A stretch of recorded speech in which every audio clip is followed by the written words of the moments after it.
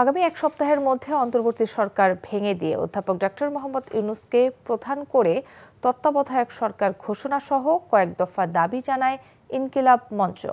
বিকেলে ঢাকা বিশ্ববিদ্যালয়ের মধুর ক্যান্টিনে জুলাই ঘোষণাপত্র ও জুলাই সনদে জন আকাঙ্ক্ষার প্রতিফলন নিয়ে সংবাদ সম্মেলনে এসব দাবি জানায় সংগঠনটির মুখপাত্র শরীফ ওসমান হাদি বলেন, জুলাই যোদ্ধাদের একমাত্র মুখপাত্র এনসিপি নয়। তিনি বলেন, রাজনৈতিক দলের পক্ষে ইনকিলাব মঞ্চ, কিন্তু রাজনৈতিক শক্তির নামে নিপীড়নের পক্ষে নয়। এ সময় এনসিপির রাজনৈতিক সক্ষমতা, জুলাই ঘোষণাপত্র ও 2 মাসের আলোচনায় 19টি মৌলিক সংস্কারের বিষয় নিয়েও প্রশ্ন তোলেন তিনি। সচিবালয় সংস্কার করলেই আর্মি টেক ওভার করবে। আপনি যদি পিলখানার কথা বলেন, আর্মি টেক ওভার করবে। এইটার একটা প্রমাণ কি দিয়েছে? বাংলাদেশের ছাত্র জনতার একমাত্র প্রতিনিধি বানিয়েছে তারা এনসিপিকে।